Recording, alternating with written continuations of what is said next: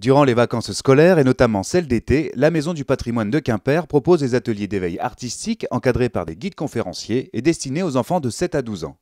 Intitulées Les artistes en herbe, ces animations leur permettent d'acquérir des notions théoriques et d'ensuite mettre en œuvre leurs observations au cours d'un atelier d'art plastique.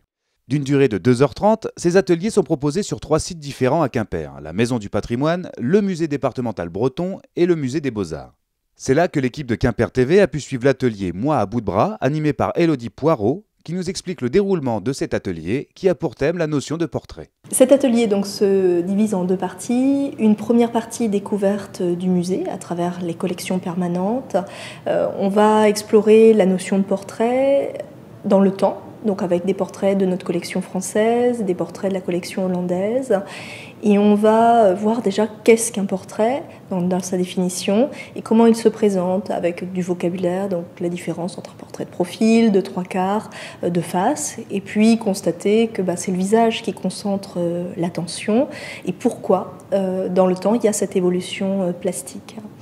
Dans la deuxième partie, on va proposer quelque chose de plus plastique et on va partir du visage de l'enfant qui va réaliser son propre autoportrait et en explorant différentes techniques, en partant du crayon et ensuite on va partir sur du pastel, sur l'encre de Chine.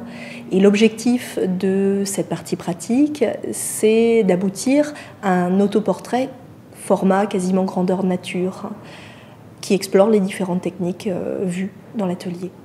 L'objectif de cet atelier on ne l'a pas conçu comme un atelier de dessin où on va vraiment se concentrer sur la technique. Même si c'est une plasticienne qui l'a conçu, nous l'objectif c'est de faire explorer des méthodes qu'ils puissent réexploiter eux-mêmes. Et notamment aujourd'hui on a utilisé la méthode de Matisse qui consiste à accrocher en fait un crayon au bout d'un bambou et donc d'avoir un autre rapport déjà au support, puisqu'on est beaucoup plus éloigné, et dans la gestuelle. Donc une gestuelle beaucoup plus naturelle, beaucoup plus libre, et pour les enfants, c'est vraiment difficile.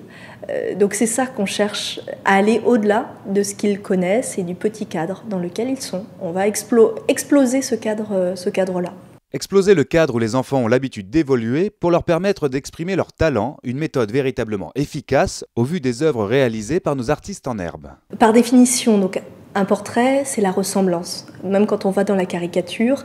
Et là, les enfants, en 1h30 de pratique plastique, ils arrivent en ayant observé leur visage, à sortir les caractéristiques de leur visage, que ce soit la coupe de cheveux, des grands yeux, un grand nez. Voilà, leur particularité, et ils vont la faire ressortir parce qu'ils l'accentuent naturellement.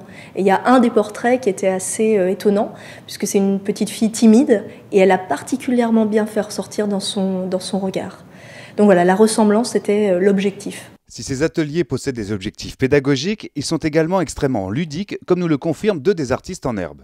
J'aime bien faire des dessins, spécialement dessiner des bonhommes, et j'aime bien aussi aller dans des musées, regarder des tableaux, faire des choses comme ça, quoi. Je trouvais que c'était bien.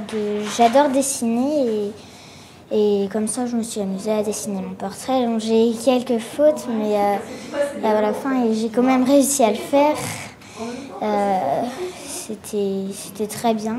Si votre enfant désire lui aussi participer à un des ateliers Les artistes en herbe, les inscriptions sont à faire auprès de la Maison du patrimoine. Et pour conclure, vérifions le taux de satisfaction. Ça vous a